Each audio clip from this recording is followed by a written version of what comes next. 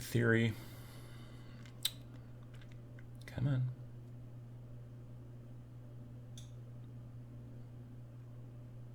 There we go. Now we've got a clock.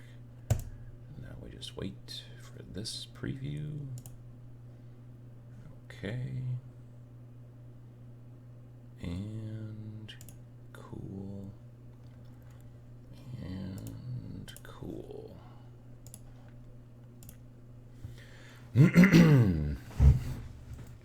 Adjust the old seat. All right. And here we are. We've got a whole bunch of people already in the chat, which is great. Currently, it is snowing. We're supposed to get 3 to 10 inches, depending on who you talk to today. So, I don't know. I think we'll probably get closer to 3, most likely. But yeah, we've been pretty light on snow so far this winter, so this is not, unheard of by a lot. Let's see here. What have we got? We've got hello from the top of Sweden, morning from Houston, hello from Germany, Rhode Island. J Solo Arts says, good morning, Adam, from snow-covered Hudson, Illinois. Seems like it has been too long. Well, I mean, it's, I had a live show 2 weeks ago, but I was in Vegas at the time, and so it was a bit of a different, kind of slightly truncated live show. Let me see here. Windsor, Canada, Belgium, Gothenburg, Calgary, West Australia, Thailand, Santa Cruz. Hello from Hesperia. Leopoldsburg. I'm from... Well, you guys should hang out. Morning from Milwaukee Land. Sydney, Australia. Wales, Carpentersville. Modesto, Belgium. It snowed once in Texas so far by Lloyd. Scotland. We've got Doncaster. We've got Brenham. We've got Singapore. Waynesboro, Pennsylvania, Colorado. Hello from Sarawak. I'm not familiar with where that is, but welcome. Northern Italy, North Dakota, Connecticut, the UK, Louisville. Hello from the Warp. That's a long distance call. Bay Area. Oh hey, it's Emily. How you doing? Let's see here. Thailand, Manitoba. Let's see here. Got Diego from Argentina living in Boston. Nice. Windy, Denmark, Toronto, Joliet, South Carolina. Howdy from an airplane over the west. Wow. Wisconsin, North Carolina, San Francisco, D.C., Ontario, middle of England. What else have we got? Austria, North Carolina, England, Phoenix, Berlin, Germany, Florida, San Antonio. Got all over the place. Birmingham. Painting up some snake women in Orlando today. I've heard about Orlando snake women. I don't know what that means. JTech saying, hello from Gen Con Hotel Day. Today is the day for trying to register hotels for Gen Con. They do it with a lottery thing, and it's a whole deal. Stockholm, Sweden, Quebec, Las Vegas, East Malaysia, East Moline, Illinois, where the Mississippi River runs east and west. Cool. Italy, got Wisconsin. John K says, morning from under my sink, plumbing to be done while listening. Well, that's cool. It passes the time. At least that's the hope. Arkansas. Joshua says, this is awesome to see a worldwide community. I agree. Absolutely, Joshua. You're very right. Spain. Hey, Adam, does the Warhammer glue work well with the Star Wars Legions? I would tell you to use the CA glue or super glue or whatever as opposed to plastic cement. I don't know that plastic cement works well. I think plastic cement can work well with the battle droids because they're real skinny on a sprue, but I would use CA glue on the other type of sort of resiny plastic that they make. So if it's not on a sprue, I would probably use the CA glue. I like rhymed. Let's see. Germany, Knoxville, Norfolk, Texas, Finland. I was over in Virginia. We've got good morning from Door County. Oh, that's right up north. from here. Did you see that GW is looking for a store manager for a store in Green Bay? Interesting. That would be the first Games Workshop store, like, anywhere even in the middle-ish. Like, basically, I think there, if I can remember correctly, there are only 3 or maybe, no, there's 4. There's 4 stores now in all of the entire state of Wisconsin for GW. I mean, like, actual GW stores. There's plenty of independent stockists who carry tons and tons of stuff. But, yeah, and it's like Kenosha, which is right on the border with Illinois. And then there's one in Madison, and there's one in Milwaukee, and then recently there's one that's in West Bend. But you're still talking about like the bottom fifth of the state, like everything else north of there. And I live in the middle. But so for me, Green Bay is about a 45-minute drive, so it's not terrible. I think West Bend is a longer drive, probably closer to an hour, maybe hour and 25 minutes, something like that. Anyway, yeah, so that's interesting. It's interesting to see that they're kind of finally starting to spread back up into the northern part, or spread up into the northern part of the United States, or northern part of Wisconsin, not just in the United States. Let me see here. But I had not seen that posting, no. Johannesburg, South Africa. Let's see here. Trying to pronounce... Jaivisilaka. That's completely wrong. Finland. There you go. Sundered Psyche says, I usually watch this Tuesday at work. Nice to get it live. Well, we're glad to have you. Got Blackpool, UK. BJ Morph says, if it ain't on a sprue, use super glue. Now there's a t-shirt. Maybe. I don't know. Let's see. Will we be seeing someone from Green Bay in the Orlando store soon? I don't know. It's a good question. Frankie Lee Bailey says, hello all from New Jersey. First time catching a show in almost 2 months. Finally moved into the new house. Now it's hobby time. That's always nice once you finally get things more settled and you can start doing that. So welcome back. Glad to have you. Jesse says, I've never trusted that plastic cement. Would rather use straight acetone to solvent weld. I don't know if I'd want to use acetone. I don't use much plastic cement either. Every once in a great while I'll try it on terrain, but I almost never use it on models. I almost always just use super glue, and I know people will tell me that I'm wrong, but it's fine. It's what I do. Let me see.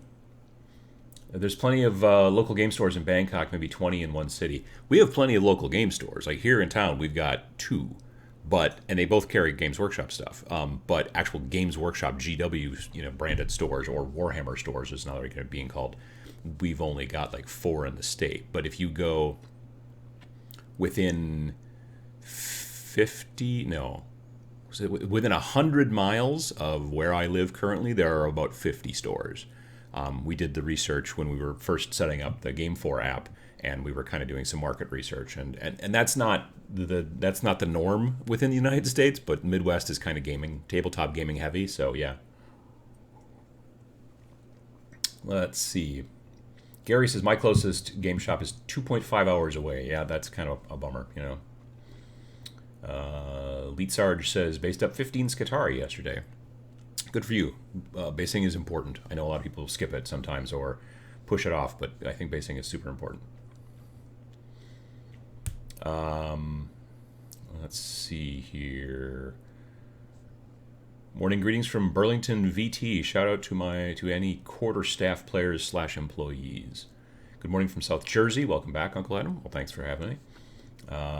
Wargaming Noob says, how's Mama Smasher doing? She's doing real well. She's not even really using the cane anymore, and she drove her car a couple of times this past week. So yeah, that's very cool. Yeah, I'm glad that she's healing and doing better than honestly kind of anybody thought. So that's really great, and I think it's because she was in that facility and she had her leg in that brace for like 6-7 weeks, and I think that really helped. Even because she's older, and a lot of times bones take longer to heal, but yeah, it's worked out really well. So I've been very glad for that.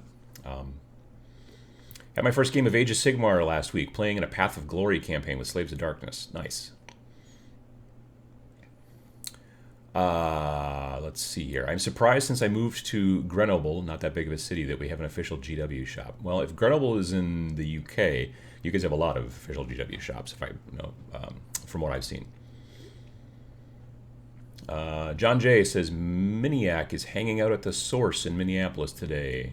Will you make a cameo visit? I don't know what the source is, and I'm in very far. I'm a 4.5 hour drive away from Minneapolis, so I don't know that I'd be able to do that. Um, Tuning in from China, surviving the quarantine. Haven't left my apartment in days. Glad to catch you live. Well, we're glad to have you here and healthy. Um, so yeah, that's definitely good. All right, let's see here. Um, what else have we got? My closest game stores are 1.5 kilometers, 2.3 kilometers from my house, so not that bad. No, that's not bad at all. And the thing is that like distances are very relative. You know what I mean? If you live in like a big city, having to travel a couple of miles is a real pain sometimes. Whereas if you live in like a more of a suburb or something like that, a couple of miles is standard. You know, because it's whether you just get into your car or whether you have to like walk 3 blocks to the subway thing and then go down and take a train and then what and then a bus and then, you know, all that kind of stuff. We took a lot of that into consideration actually when we were building the filters for Game 4. So when you're looking for events or whatever, you can say, I want to see all the events within 5 miles or kilometers, depending on where you live. There's a switch. You can change the numbers there. Because I don't want to see stuff too far away because I can't make it that far. Whereas people who live out in the middle of nowhere to some degree, are like, well, I'll drive 50 miles or 100. You know what I mean? So for like a cool thing. What else have we got here? Good morning, Uncle Adam. Great meeting you at LVO. Great experience with my son competing for the first time. Well, I'm glad you guys had a good time. Yeah, absolutely. It was. I mean, competition's a huge portion of it. Like the tournaments are the big thing. Though Adepticon is a larger convention by almost twice as many people. It's closer to 6,000 people, whereas I would say that LVO is probably closer to 3,000. The 40K championship is capped at Adepticon at 256 players. So they've got 128 tables, and that's what they do. This year at I talked to one of the guys who was working with the tournament folks for the 40K championship, and the 40K championship was just shy of 800 players. So it's a huge tournament that way. The Age of Sigmar tournament was just shy of 200. It was like 196 or 198, something like that. So yeah, it's a very, very big tournament. I have tons of gaming stores within a reasonable driving distance. Spoilt for choice, really. Don't have the dough to visit them very often. Well, that's the other trick there, yeah. Juice Abuse says, morning, Adam. On the topic of friendly local game stores, I live in NYC, and it seems as though an overwhelming majority of my stores are CCG-based. Any theories as to why the lack of tabletop gaming? Well, I mean, CCG is played on a tabletop. When I say tabletop gaming, I mean board games, RPGs, CCGs, and tabletop wargaming. But if you're saying the lack of tabletop wargaming, partially it's because the reason that CCG stores are pretty popular is because the space that's taken up by the inventory is actually surprisingly small because Magic cards are kind of tiny. You don't need nearly as much space to have people come in the store and play because you can have at a normal banquet table, which is 6 foot by 30 inches, you can at least have 4 players, if not sometimes 6, if people want to get cozy. And then also, I think that still to this day, CCGs sell better than miniatures. Of the 4 genres of tabletop gaming, wargaming, the stuff that we do, miniatures, is the smallest of the 4 genres. Like it's basically, I think it's board games then RPGs, but those two might be flipped, and I think it might depend on sometimes it's one, sometimes it's the other, and then it's usually CCGs, I think. And again, whether you're talking about revenue or volume, I don't know. But then quite further down that list is us over here in the tabletop miniatures area. But yeah, I think that's a big portion of it. That's why you do see a lot of collectible card game shops, because it's like one line, that you have to carry, and you can have some singles and whatever. People come in and play. It's also well known for, like, a lot of people play at home. A ton of people play at home. But a lot of people also like to come to Friday Night Magic and stuff like that and play in their shops. Board gamers almost exclusively stay home or go to someone else's house or at a club or something like that. But they don't generally, come to the shop to play a board game. Now, there are some that do, don't get me wrong. But yeah. So yeah, that's one of the big reasons, I think. Greetings, Uncle Adam. Just listening to you while decorating. Nice. Jonathan says the closest store to me is literally 50 m away. Now, is that miles or meters? That's a good question. Have we got a moderator, Matt, today? I do not believe so, no. So I will have to try to do the job. Snowfight says 800 players is insane. Glad to see the hobby is booming. Oh, yeah, no, absolutely. It's doing quite well. Let me see here. What else have we got? Good morning from Lake Forest on the West Coast. Totally recommend a pilgrimage to Warhammer World in Nottingham. I would like to do that potentially in this upcoming year. We were hoping, my wife and I were hoping to hit the UK this past fall, and then life got in the way. And then my mom with her leg and all that stuff in mid-November, so that didn't work out. So we're hoping maybe in the spring. We'll see how it goes. It's also difficult to figure out exactly what we're going to do as far as time and all that kind of stuff, because my traveling for other stuff, for work and for whatever. Board game culture is growing at an incredible rate, says Jonathan. It is. It's funny too, because I was just noticing a couple nights ago, I just happened to look on Twitch and I'd sorted by most watched, or stuff that was currently having the most viewers live. And there were all the big names up at that time that I've heard of before. Summit 1G had 20,000 people watching, or maybe even 30. And there were a bunch of other names that I've oh yeah, that guy's a millionaire, that person's a millionaire, that person, Tfue, stuff like that. And they all had 20, 30,000 people watching them while they were playing whatever video game and stuff like that. But the number one slot at that particular afternoon, or that particular evening, was Critical Role, who had 64,000 people watching at that time. So, I did not realize that when Critical Role comes on TV, Twitch, that they kind of outstrip everybody else that way. I kind of still assumed that the top dogs at any given time were always video game folks, the big names that you hear about and stuff like that. But yeah, I was very surprised to see that number so high. So, and again, I don't really follow Critical Role. I'm familiar with them and stuff like that, but I don't really follow it. So, yeah, but that was very interesting to me. I think that's interesting. Jonathan says 50 meters. Well, 50 meters is a lot closer than 50 miles, so that's a pretty good deal. We had a local store with 40 plus tables locally for years, and it was always full. Last November, they closed due to financial issues, and was a huge hit for the community. Support local stores. Number one, yes, always support your local stores. Well, yes, you should, especially if you go there. Now, I did a video years ago about how you should support your local stores, and then people would be like, yeah, but I hate my local store, and I never go there, and they never have anything, and everything sucks, and I don't want to go there and support them. And I'm like, well, if you don't play there and then you don't have to support them, honestly. If there's a reason why you don't play, I'm not going to tell you also to support your local dress shop if you don't buy dresses. I'm not going to tell you to support your local fishing tackle shop if you don't fish. That's the way it works.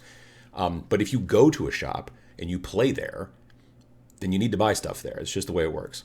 So yeah, if you want to have a local shop to be able to pop in and grab a paintbrush or pot of paint or the new hotness, whatever model that comes out, if you want that available locally, then you need to buy your stuff there. If you just want to go in and play and then buy all your stuff online all the time because you save 15%, then you won't have a place to play real soon. It's the way it kind of works.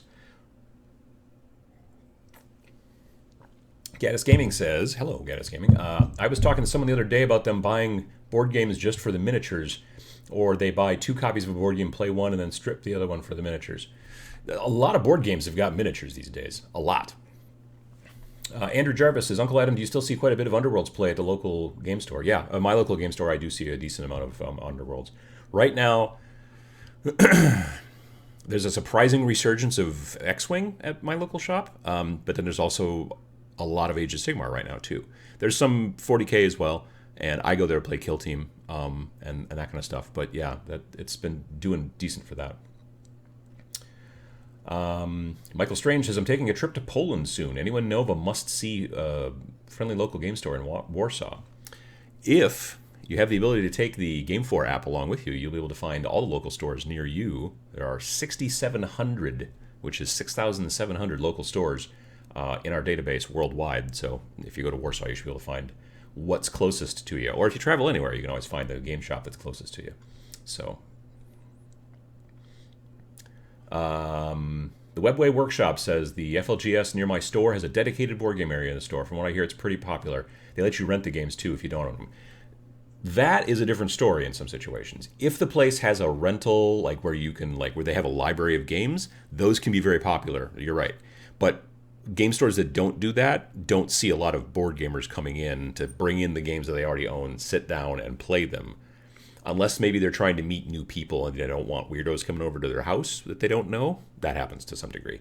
So there's that. But if it's a situation of, like if you were like, hey, we want to try out this game before we buy it, you go to your local game store. I know there's one in Milwaukee. There's a chain of stores in Milwaukee called the Board Game Barrister, and they have libraries where you can check out games and stuff. Like not to leave, go outside the building, but to check out, sit there and play, and then decide whether you like this game, and then it drives sales. So it makes sense.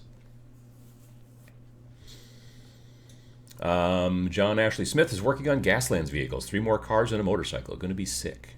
Well, I hope. I mean, sick like in a cool way, as opposed to like like you're gonna have a cold. Don't give yourself a cold. Let's see here. Support your local friendly game store. I believe there is a video mentioning what to do if it's not friendly. Exactly. There's also one of those as well. I've done that as well. Rabbit Burner says Critical Role often use the Dwarven Forge terrain. Have you ever used it? I've never used it. I've seen it for years and years and years at Gen Con, because they've had a booth at Gen Con since Gen Con was in Milwaukee, which is the 90s. And it's a great, I mean, it's amazing stuff. It's not cheap. And nowadays, if you do have a 3D printer and you want to take the time and the effort to sit down and paint and all that kind of stuff, you can crank the stuff out yourself these days quite nicely. But if you want really nice high-end stuff that you didn't have to paint, there's a premium to it price-wise, but Dwarven Forge is pretty amazing. Yeah. Anyone else doing Underworlds online? I picked it up the other day. Looks really great. Would be good to start some Irregulars games. They reached out to me, the company that makes, it's Warhammer Underworlds. It's basically the Shadespire, but it's a video game. They reached out to me, and then I was traveling and forgot, so I haven't looked at it. I should take a look at it. Age of Sigmar seems to be growing quickly. It's blowing up in Atlanta. Nice. That's good to hear. In a couple of weeks, I've got a friend who's coming to visit, and he is technically not from Atlanta. Well, at least I don't think he is. He lives in Cincinnati right now, but he is the marketing guy and the streamer guy host. His name is John Caspian, for a big shop just outside of Atlanta called Gigabytes Cafe, which if you're from the area, I'm sure you've heard of it. And even if you're not, you might have, because they're a huge, like 9,000 square foot store in Marietta, Georgia. And so he's coming, his brother lives in Wisconsin, and so he's going to come visit his brother and then come up and visit me. We've hung out at Gen Con and the Gamma Trade Show and different places like that, and he's a super good guy. And we're going to try to do a battle report. We'll see how that works, but that should be hopefully... God willing, and the creek don't rise. The 22nd, I think, is when we're going to try to film some stuff, and then we'll see how it goes. We were going to get together, actually, I think on Black Friday or the day after Black Friday, back in November. But, there was the thing with my mom. But also, he got like a terrible fever, like a flu or something, and so he wasn't. So, yeah, it fell through, but we're going to try it again. Anyway, Atlanta made me think of that. If you're in the Atlanta area, you probably know about Gigabytes Cafe. It's spectacular.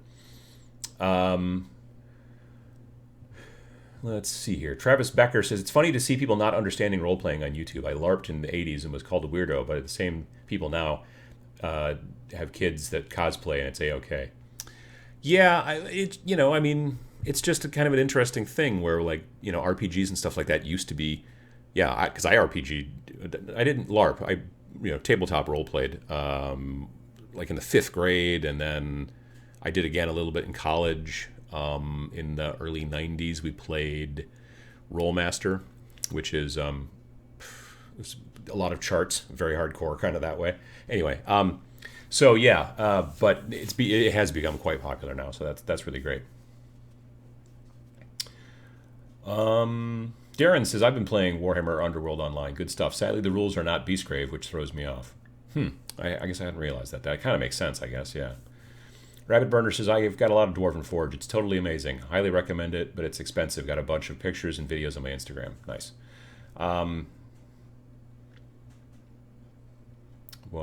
Let's see here. Six Gunner asks, Adam, what's your favorite kill team currently? Of the ones that I've done, I've got 6 finished kill teams. I guess it's probably still my Death Guard. Yeah, I would have to say it's probably still my Death Guard. Both in, like, I enjoy playing them that way, and also their paint jobs and stuff like that. Yeah, I would say probably Death Guard at this point. Currently, I have Death Guard, Death Watch, Necrons, Space Marines, which is a mixture of Primaris and some Scouts, and also Reavers.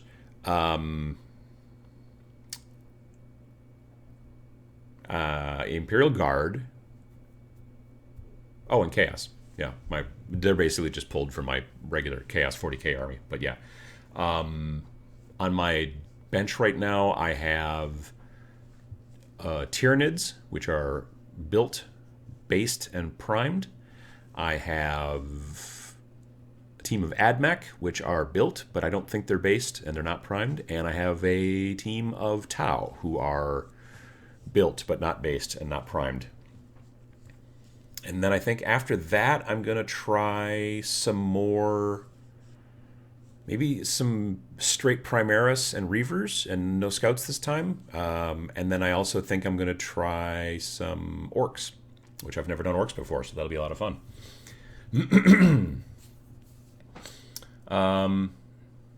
Snowfight says, I'm in the background of the Dwarven Forge documentary on Netflix. I'm sitting in the Gen Con auction room. I am super famous now. I knew that. Actually, I did watch the documentary a couple of years ago. It was a lot of fun. I really enjoyed it. I've got actually a good friend, a friend of mine him and a bunch of other guys, including Jay Tick, who was in the chat earlier. We all hang out at Gen Con, and we usually room together and stuff like that. And one of the guys that I know, Paul, he is in the auction room the majority of the time that Gen Con is running. He is a standard there, I guess. So yeah, I've poked my head in a couple of times, but I've never bought anything in the auction. Rydro says, had my first Warcry game yesterday as a Ogar mod tribe. It was super fun. Oh, that does sound fun, yeah. I picked up, it's the police. Nope, it was not the police. I picked up, what did I pick up? The, whatever that guy is, that kind of Minotaur-looking dude for Warcry. I was at the local shop, and I was like, ooh, that guy's really cool looking. Myrmidon, something or other. He was very cool. I'm looking forward to building him at some point. Does anyone else organize hobby nights at their FLGS? I've been doing one at my local store here in Columbus, Georgia, on Wednesdays to promote model painting. I think a good store tries to do that themselves, honestly, but when someone helps out the store like that by organizing it, that's very helpful as well. Yeah, so we've done hobby nights at the local shop that I go to sort of frequently. Well, I haven't in a while, but there's sometimes when it's been happening. I generally can't paint at the hobby shop. I can build, I think I've said this before, but I can't paint. When I'm painting, I'm generally like headphones on, like, listening to an audiobook or a podcast and doing my thing. But building, I can be a little bit more social, for lack of a better word. So Tyler Barry says, painting Gene Stealers now for a new kill team. Fun models to paint. I'm looking forward to painting the Tyranids because I've never really painted Tyranids before. I'm hoping to use some of the Turbo Dork color-changing paints. I'm looking forward to that as well. Will we see vids for painting the Tyranids? Potentially. We'll see how that goes. I would potentially do a hobby progress vlog. I would like to see getting back into that to some degree. Let's see. Question, do you have to scrub resin before priming it? I generally put it into water with just a touch of like dish soap. So I have like a little bowl or whatever, and just a touch of dish soap, and then you put some resin pieces in there, and then I just have an old toothbrush, and I just give them a quick scrub, and then rinse them, and then set them on a piece of paper towel to dry, and then that's all I ever do for resin. The reason you do that for resin is because there's this stuff that they put inside the mold before they pour the resin in there. It's a powder. It's not talc, but it's a real super fine powder, and it's called mold release, and it makes it so that when you want to pop the resin out of the mold, it will allow you to do that. So the problem is then it can stick to the resin a little bit, and then if you prime it and then start painting it, the primer can then pull that powder away and then flake off. So you want to clean the resin a little bit before you start spraying and all that kind of stuff. Also, safety, if you're like sanding on resin or cutting on it, try to like put something over your mouth, whether it's one of those, it doesn't have to be one of those giant masks with the tanks and all that crap. You don't have to like put on a diving bell helmet or anything like that, but like at least a mask, or even just wrap a t-shirt around your face, because you don't want to inhale resin particles. They'll go get stuck in your lungs, and then you'll have, I don't know, Forge World running up in there, which you do not need. So yeah, that's important to remember as well. David asks, do base sizes only matter in competitive games? Specific base sizes types is a pet peeve of mine. Generally, yes. The thing about base sizes is this. If you're measuring from base to base, then having a bigger base makes it, yes, you have a longer range, but it is also easier for everyone to be able to hit you back as far as shooting, let's say, any kind of ranged attack. If your base is bigger, then you, yes, can shoot further, but people can be closer to you and or further away from you and still hit you. So it's a horse apiece that way.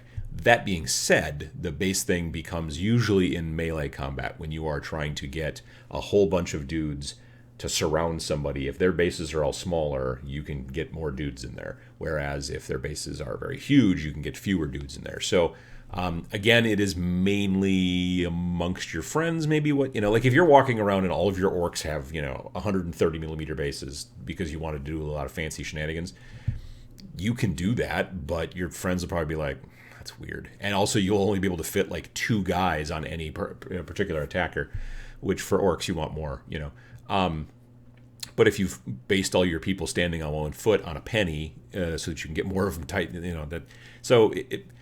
generally a tournament will have a list, or they will reference a list that's already out there on the internet and say, this is the list we follow. But for your friends, it's kind of up to you. But yeah, it's a thing. Adam, do you think that Shadespire, etc., are now becoming too focused on cards? I don't know. I don't think so. I mean, it's kind of a card / miniature, well, kind of board gamey sort of a thing, so it makes sense that you'd have that. But I don't know that it's becoming too focused. I know they've changed the way that the cards work a little bit as far as being able to do deck building and stuff. It's changed up. I'm not super up on what all the changes are because I don't really pay super close attention to like when something changes in the meta, and that means a strategic change and all this kind of stuff, and like, oh, there's ripples that will go through the whole. I'm like, are they still beastmen? Because that's all I really care about. Like, I don't pay super close attention sometimes to rules and to rules news and to changes in meta and tournament stuff and blah blah blah. Because I don't play any of that stuff. So, some of you may notice down here, I've got some little things going now with Streamlabs over. Nope, over here. Over here, I got a little thing that shows how many people are currently watching, which is sort of neat. And then every like 10 minutes or so, a little down over here, a little sponsor message pops up, and I'm my own sponsor. Just so, yeah. I've never really used Streamlabs before to do anything with this, and I wanted to find a couple of little things without getting crazy. So I've been doing that. It's been kind of fun. So yeah, the link to the merch thing. Oop, hang on. Link to the merch thing is fun. And as far as the merch is concerned, if those of you who haven't seen Friday's video, this is the Pachow beanie. It is not made. I didn't do this. This is probably robots or something that did this. I did not hand embroider it. If I did, it wouldn't look as good, and you'd probably never get one other than this one. It would just be the first one, and that'd be it. But yeah, so if you do want to order these, you can find them on the merch thing. It'll pop up again. Or if you just go to bit.ly/merchbunker, you'll find them, and the shirts and all the other junk there. But yeah, these just got launched Friday, I guess it was. Yeah, today's Sunday. So yeah, and like I said, embroidered, knit. I don't know if you can see. It's a nice one size fits all. They don't come in different sizes. I'm not going to put it on because it'll mess up my hair. And good Lord, I can't mess up my hair. So anyway, yeah. So I'm going to take care of some stuff here and do that. All right, so Dale says, Adam, were you able to try the new Badger 3D smoothing primer system? I have not as of yet, but it is right here. So this is one of the things that I got while I was at not Nova, LVO, Las Vegas Open. So Badger makes this set of primers. Well, they make a lot of primers. They make Stynylrez primers that you fire through your airbrush, and it's great. But this stuff is called 3D Prime. And what it is there's a black, a gray, and a white bottle, and then there's also a bottle of the actual spray prime. You put that on first, and then you either use one of these three colors as like the secondary thing. And here's the reason why. This is the way it was explained to me, which was useful. What this stuff is good for is if you have 3D printed something using like a filament printer, which you kind of get those little striation lines, okay? What that does is it... the striation lines, you want to get rid of those, and sometimes you can sand, but sometimes you can't. So this initial spray stuff, you spray it on there, and it helps to kind of cover that up a little bit. Now, you don't want to put it in super high detail areas and spray it in there real hard, but one of the benefits of using an airbrush is you can kind of get it where you want and not get it where you don't want. So you spray this stuff on there, which is cool. And he told me, Ken from Badger, was like, the thing is that it will look, once it dried, like it didn't do anything. But it's because that stuff is clear. So the striations are still there. They're just covered now in a hopefully flatter like layer, but it's clear, so you can still see the striations, but they're not really there. They've been kind of covered up with this clear stuff. So then you go over it with one of these three primers, which are designed to stick to the first layer, and then you're good. So that's the idea, and I'm definitely looking forward to trying these out. I have a bunch of Star Wars buildings that were filament printed for Star Wars Legion, and I want to try this stuff out. I will probably use my Iwata Neo for this and not my nicer Iwata Eclipse. So that's something to think about too. Like if you've only got like one airbrush, you're going to have to kind of clean it a lot better maybe, potentially. I don't know. I'm not sure if this stuff is thicker. I mean, I assume it's a little thick, but it's also designed for airbrush, so I assume you don't have to thin it, but we'll see. But yeah, this was one of the things. I had seen this at Dragonfall, which is a convention in Northern Illinois that I went to back in October, and I wanted to pick it up from their booth, from Badger's booth there, and I like waited till Sunday, and then it was all gone, so I didn't get any. So I was glad to get some of this at the Nova. Yeah, so I'm definitely looking forward to that, because again, it's supposed to kind of smooth over a bunch of that kind of bumpy striation stuff. So yeah, definitely. Yeah, exactly. A lot of people are saying, well, don't mess up the hair. I mean, for God's sakes. Yeah, no, I totally that. So yeah, so that's one thing that I got while I was there. What else did I get? I have a whole pile of junk over here.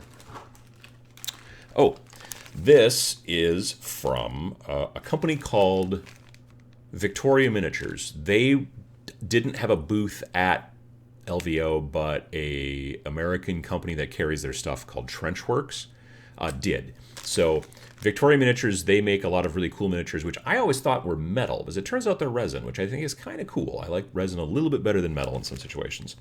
But these are the Sandor Radhounds, which is a 10-man squad of... hang on, right about there. They're basically kind of like almost post-apocalyptic. A lot of the stuff that they make, you could use as... counts as Imperial Guards folk to some degree. And they also do make models that basically kind of look like Imperial Guards, but are women. Victoria is a woman, and she sculpts this stuff and does great work. She's from Australia, if I remember correctly. But yeah, so I picked up this set, and there's also a Colonel Ash Ironside, which basically if you bought one of these things, they'd give you a single figure free that you could slap in there, so I did that. So I'm really looking forward to using these for some stuff that I want to do, because I'm going to kit bash with them. I'm going to take some of the heads from this and put them on other things, and take heads from other things and put them on these guys' bodies and stuff like that. But yeah, they're... and you can see kind of a little bit that they're all like different, you know, like the torsos are separate, the heads are separate, the arms are separate, the weapons and stuff like that. And they're a little bit finer models. They're not quite so chunky as like GW guys to some degree, but yeah, I've never owned any, well, yeah, no, I don't think I've ever owned any Victoria Miniatures before, so that was also cool to be able to do that. Let's see here. Devin Jones says, so it's filler primer. Yeah, sorta, but I don't know that you can get filler primer for your airbrush these days. So that's kind of interesting to me. Like I've got filler primer rattle can.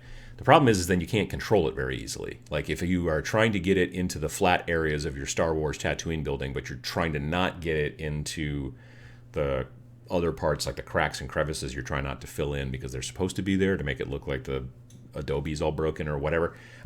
Yeah, definitely that kind of stuff. So that's why I want to try it out and see if it works better. Like if it doesn't work all that great, well, then it's not necessarily a great thing. But if it works really well for 3D printed type buildings like that with filament, then I'm a little bit more interested, because I've used filler primer from Rust-Oleum, I think, and it's fine, but it's one of those things that if you really want it to work well, then you end up filling in stuff you didn't mean to fill in, at least in my opinion. Does that primer still work if you apply with a brush? I have no idea, to be honest with you. I sort of don't think it would, but I don't know. That's a good question. Yeah. Let's see. Jason says, love Victoria miniatures. Yeah, like I said, I've never owned any of their stuff before, but I've been hearing about it for years.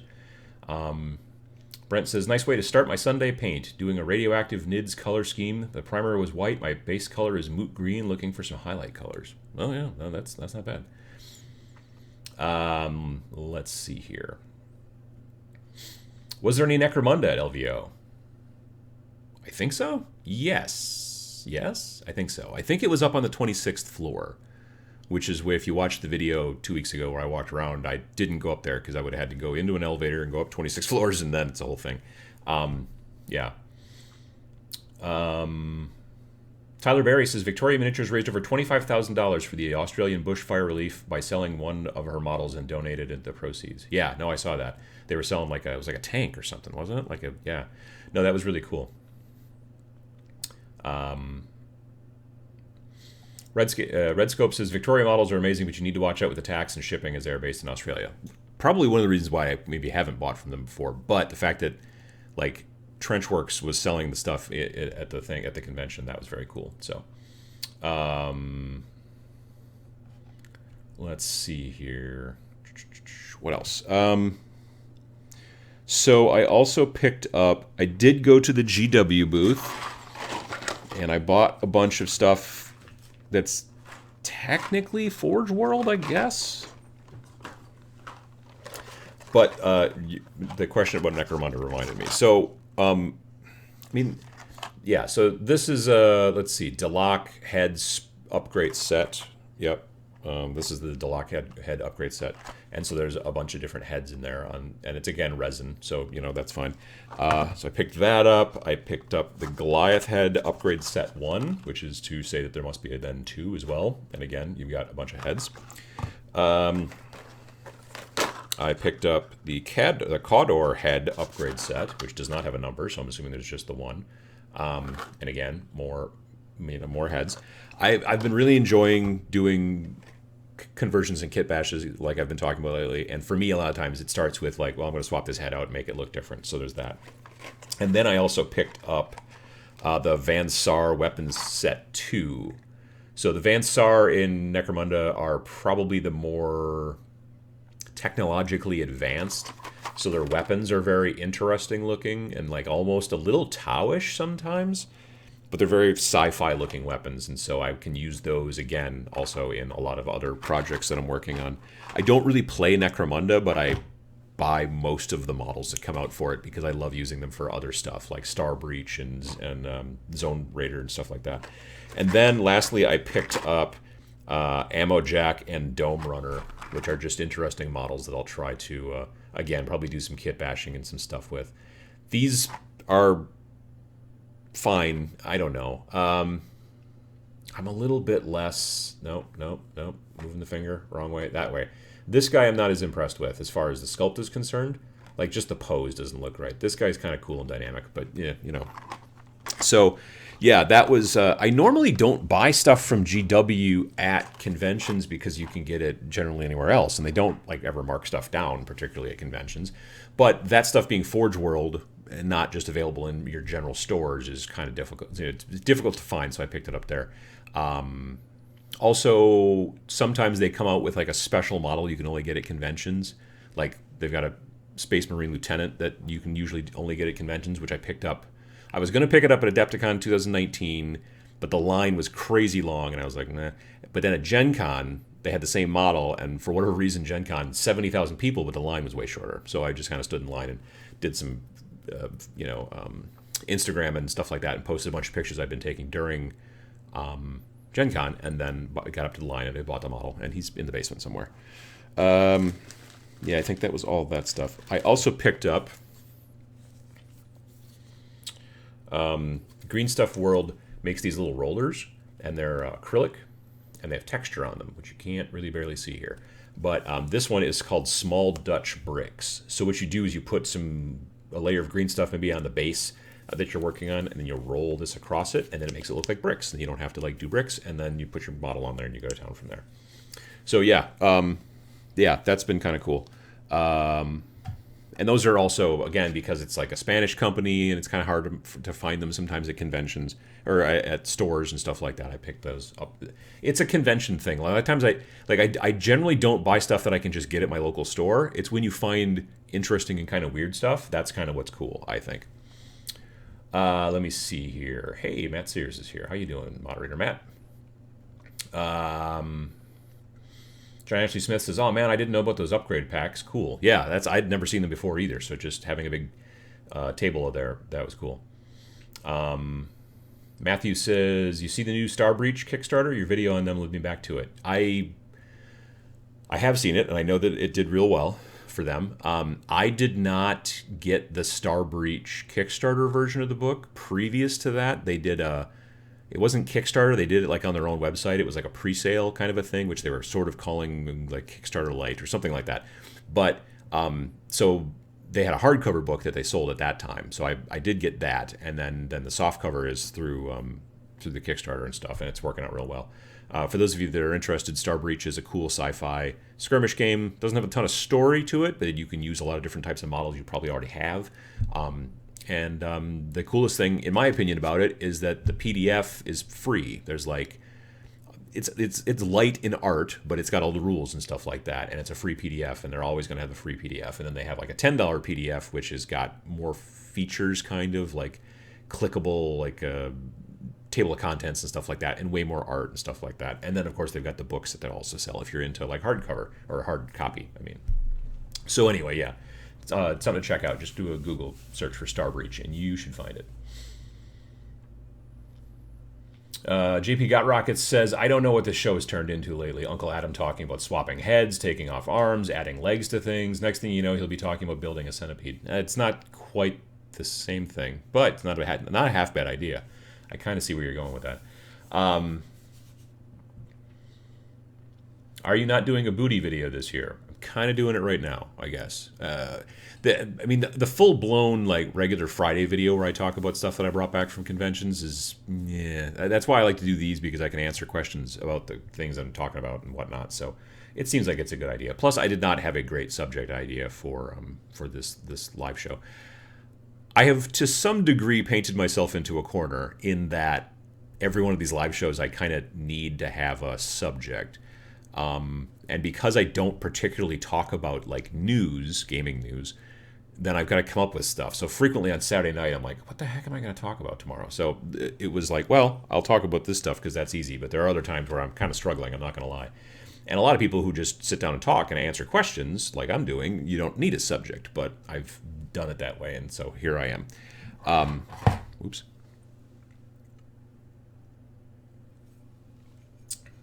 Lone Goat says that lore-wise, the Van Saar in Necromunda are either using Xenotech, ooh, fun, or have secret STCs. That's also fun.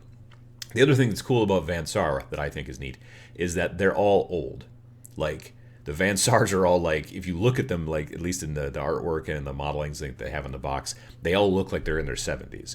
But they're wearing these suits that make them very spry and able to do stuff. And I think it's along the lines of like, well, you know, they're old, and so it doesn't really. I don't know. There's a famous sci-fi book called Old Man's War by John Scalzi, and in that, in the future, the army only takes old people who are over the age of 75, and then they take them off Earth, and then they genetically engineer a completely new body for them and then transfer their consciousness over to it. So now they're wise and they have all this idea, but they are built like a super fit 25-year-old who can also kind of breathe underwater and basically just eats sunlight because they're green and use chlorophyll. It's a whole thing. Again, sci-fi, but it's a cool concept. But like, you get these people who've got these life experiences, but now their bodies are all old and whatnot. So you just give them new bodies, and it's cool. Van Saar, I think, are maybe going a little bit in that direction, or because the Van Saar predate that book, but it's kind of interesting. I want to get some of the Necromunda stuff to make a unique Astra Militarum regiment. Lots of possibilities. Oh yeah, no, absolutely. Those Necromunda models, like I said, I really don't play the game particularly, but the models are spectacular, especially for kit bashing. I think I've bought at least one box of like every like normal crew that they've put out, because there's so many different pieces that you can just swap out and do all kinds of cool stuff with that. Let me see here. What else we go? Alexander says they're not old, they're rad-phaged. Well, that doesn't sound good. That sounds like they got too many rads. Like, rad is usually good, but I don't think in this situation rad is good.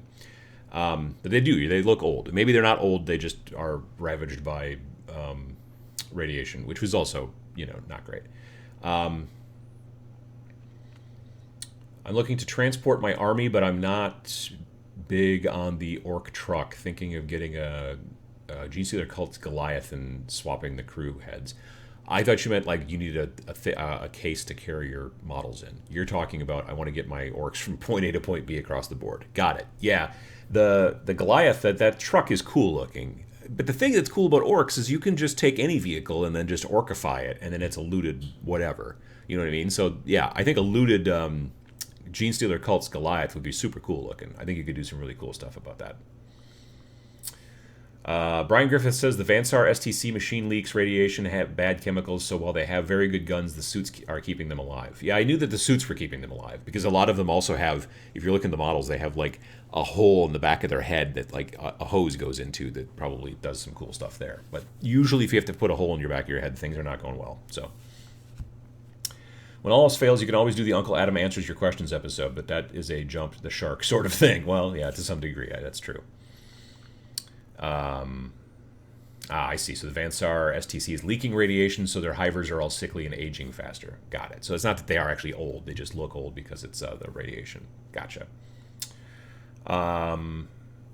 David says, I'm getting back into painting models after nearly 20 years. I bought some cheap Sylvaneth, and I'm thinking of painting them evil/dead. Any recommendations? Maybe examples from other painters?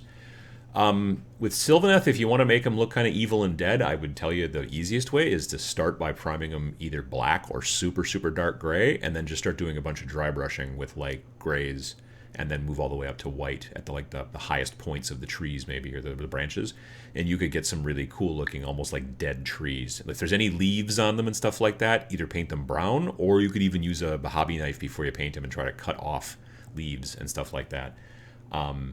That's the way I would do it if I was going to do that. I've got a friend who did Sylvaneth, but kept them kind of the normally sort of like brown and green and that stuff, so they looked more alive. But he was talking about how if he would have done it differently, he would have basically done it like that. So, just ordering a couple Green Stuff World rollers. Want the temple floor and the large flagstone for Sisters of Battle marble floor bases. Yeah, I mean, it takes a little bit of practice to kind of get them to work right. You got to get your green stuff the like right thickness and all that kind of stuff. But when you get them to work, they do work quite well, and they can make really good looking stuff. Yeah.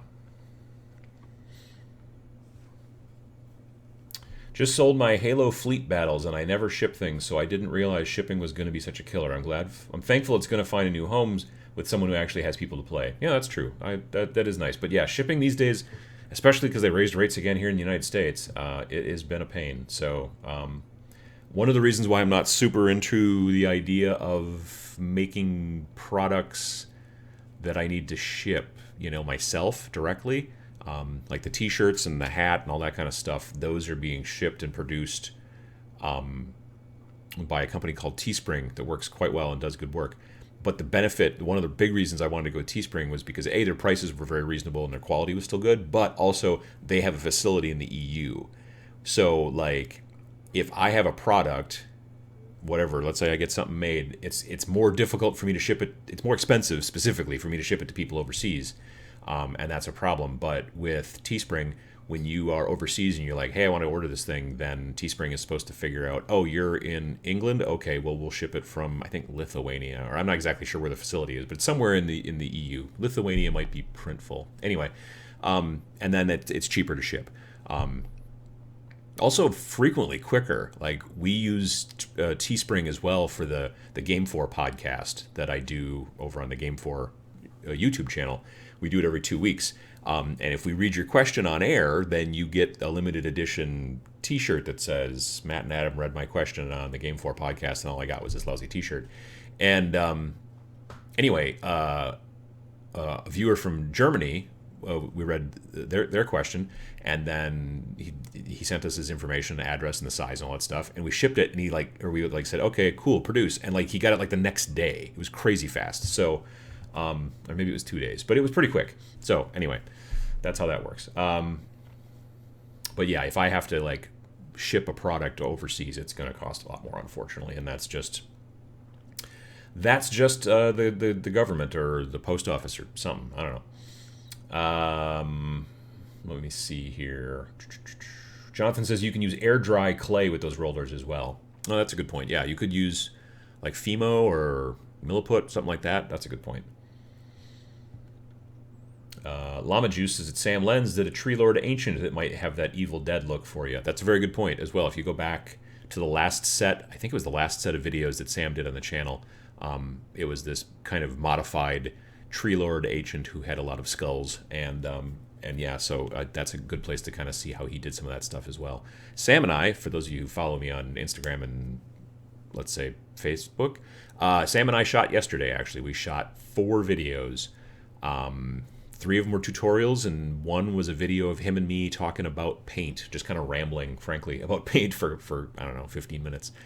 I found out when I was setting up the audio stuff for the rambling video at the end, after we'd already done the 3 videos, that I had the gain turned all the way up by accident on my audio interface, so I'm going to have to try to fix that audio for the first 3 videos where Sam is teaching us how to do things, and hopefully it'll work out okay, but the audio might be a bit janky on those next 3 videos.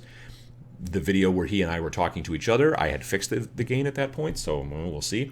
But I did not realize that until I was setting up for that 4th video that the previous 3 gain was turned all the way up. So might be a trouble, but hopefully not. But we'll see, yeah.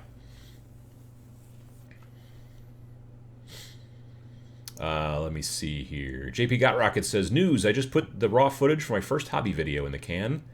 Not in the toilet, I hope. That would be terrible. Now to do the editing and post. Don't expect anything as good as Adam's, Mel's, Jeremy's, or Scott's. Well, but you got to start somewhere, man. And that's congratulations on getting some things shot. That's really cool. First live show I've ever caught from LA County. Thanks for all you do. You've upped my hobby game in many ways, starting with your wet palette, and I use every time I paint. Keep it up, Adam. Well, thank you. I appreciate it. Glad to have you here, and I'm glad that you're using the wet palette. It is a game changer, as I've been saying for a long time. Joshua Vandenberg says there is a Game 4 podcast. Why, yes, there is. It's called the Game 4 Podcast. You can find it on pretty much anywhere you get your audio podcasts. Spotify, iTunes, Google, Anchor, all those people. And there's also it's also on YouTube. So if you there's a Game 4 channel on YouTube, and we mainly just put the podcasts up there. We're going to start working more videos into it that are not just the podcasts, but we also do that as well. So yeah, but yeah, that's we've been doing it since early June. It's every 2 weeks. Every other Thursday is when it goes live on YouTube, and it usually goes live on audio every other Wednesday. So yeah. BJ Morph says the Teespring needs a facility in Southeast Asia. That shipping from the U.S. is killing me. Yeah, I don't know why when you order from Australia, they ship it from the U.S. I would think it would be cheaper from the EU, but maybe it's not. I don't know. I sent the message, and I don't remember if I got a response. If I did, it wasn't a great response. Thank you. Let me see here. Surprised you've never plugged Game 4 podcast. Downloading now. Oh, well, yeah. No, I guess I haven't mentioned it. Well, I put it on. If you follow on Tabletop Minions on Twitter or on Facebook, I link usually there to those. So yeah, definitely. But yeah, it's we what we talk about in the Game 4 podcast is we talk about how to grow like your gaming community, how to get into gaming, that kind of stuff. It's a little bit more general. We did the most recent one we did, I think, was about how to get into RPGs, because it's not just miniatures either. It's all about all tabletop gaming, board games, this, that, and the other thing. We've done videos about how to, or podcasts about how to get your family into tabletop gaming. Right around the Christmas time, we did that one, so that was kind of good because a lot of people were traveling and going to hang out with their family. So yeah. The Animaster asks, Adam, are you anywhere near Goobertown, aka Brent? I met him at Gen Con, this past Gen Con 2019. He's a very nice guy. I don't know where he lives. There's a part of me that thinks that he lives in California, and there's another part of me that thinks that he lives in Pennsylvania, and I am between those two, so no, I don't live anywhere near him, unfortunately. If it turns out that I'm wrong on those, and he lives, let's say, in, I don't know, Amro, which I don't think is true, then that would be very close, but no. Yeah. El Darko says that Sam would approve of any distortion. I guess I could do like a reverb on it and make it sound like he was like, yelling into an amp the entire time. That might get a little old for the viewer. I'll tell you that right now. But it might be sort of fun. I think I can fix it. So yeah.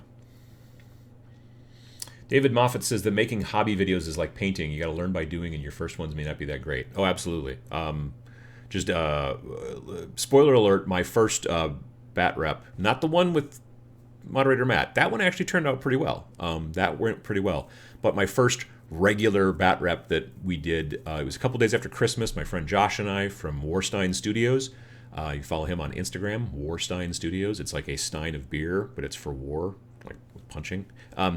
Warstein Studios is on Instagram, and anyway, he and I did a Kill Team bat rep that stunk kind of bad. It's not good. The camera that I was using is not great at focusing close quickly, so that's problem number one. I have fixed that problem by buying a new camera that will do better.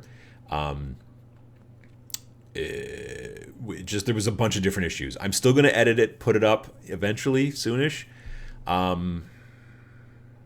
Yeah, I don't know, man. Bat reps, though. Jeez. Ugh. But it is. It's one of those situations where I'm like, this is no good, but I have to then take my own medicine and be like, look, this is one of the first bat reps you do. They're not all going to be bangers. You got to kind of get them under your belt and move forward and get better. And so that's what I'm trying to do. Like I said earlier in the show, next bat rep that I'll be filming should be on the 22nd of February with my friend John Caspian, who is the guy, if you ever watch Gigabytes TV, I think it's called, Gigabytes Cafe TV. I forget exactly what it is. They're on Twitch and everything else. But he's the host there and a good guy. So we'll be filming, like I said, on the 22nd. So Carlos says, it is great to get a live show because it's one of the main inspirations for me to begin and continue with my YouTube channel. Well, great, man. Glad to hear it. Absolutely. VJ Morph says, speaking of producing YouTube content, my smart mics arrived last month, so I'm looking to start filming my Blitz Bowl bat reps soon. I'm looking forward to seeing them. Absolutely. That'll be cool. The old adage you must remember: if you want to rock and roll, you got to pay the toll. That's true. That's very true. It's I think it's in the Bible. I think is what that's from originally. But yes, very very true. On Point HQ says, first new minis of the year ordered today. I have been the epitome of restraint this year. Well, it is almost mid-February, so that's good on you. I think that's definitely. The Animaster says, I thought he was in Michigan near Scott. For some reason, I thought Pennsylvania, but I don't know if that's true. I think he was recently visiting Michigan. No. Well, first of all, Scott's not in Michigan. Scott's in Minneapolis. Scott, Miniac. I'm pretty sure Miniac is in Minneapolis. I don't think that's why the name is that, because it's mini, like miniatures. But Minneapolis is where... Anyway. Yeah. So, like I said, I think he was... I thought, and I don't know this for sure, I didn't listen to the episode or whatever, but I know he was... I thought he was visiting, but I could be wrong. I don't know. So those of you who listen to that podcast might know, the Miniac podcast. anyone painting slash playing Blackstone Fortress? I've been loving painting the models. Such a good challenge working on so many different types of models and creatures. Game is pretty fun too. I've not played it, but I do own a bunch of the models. I really like the models in that game, so I have been definitely messing with that stuff. I've got a bunch of the kind of Trader Guard from that box, and I'm looking forward to using them in a couple of different things. I definitely want to use those models to make a Trader Guard kill team down the road. So yeah, they're great looking models and really reasonably priced. Like if you buy the box set for the entire Battle or Blackstone Fortress, it's expensive, but it comes with the board and the dice and all that jazz. But now they're starting to just sell a lot of the parts that are in that box separately, and you can buy like the more Trader Guard-y boxes for like, there's one of them I swear to God is $25, and it comes with like at least 8 models, which is not a GW thing these days. You know what I mean? So yeah. Let's see here. I was a guest on a Switch show. I'm assuming Twitch show, unless the Nintendo Switch has TV or shows on it now. Anyway, I was a guest on a Twitch show recently, and I was fidgeting, and the mic picked it up. I feel awful about it. Mics are evil. I don't know. Audio is real hard. I need to get way better at audio. I need to understand the difference between volume and gain, and there's all kinds, and pad, and just all kinds of junk like that. I need to get better on that. Joe Orthorber Studio says Scott's in Minnesota. I think Goobertown is somewhere in Minnesota, if I recall. Really? I'll have to double check with him. I could have swore he was in Pennsylvania or someplace, but I could be wrong. One of the first places I ever heard of him was on the Life After the Cover Save podcast, and they are out of California, which is, I think, why I initially thought he was Californian, but I don't know. David Moffat says, I think with Bat Rep's personality is 90% of the entertainment. Oh, absolutely. I was watching a Bat Rep last night with from Tabletop Tactics, and it had Lawrence, and it had Bone, and it had Stig. And they were talking about the new Tau stuff that came out in the Psychic Awakening, whatever. And but I watched about the first half of it, and I eventually had to go to bed because it was late. Yeah, it was the reason I watch their stuff is because they're funny and because I enjoy that stuff. So that's definitely the case.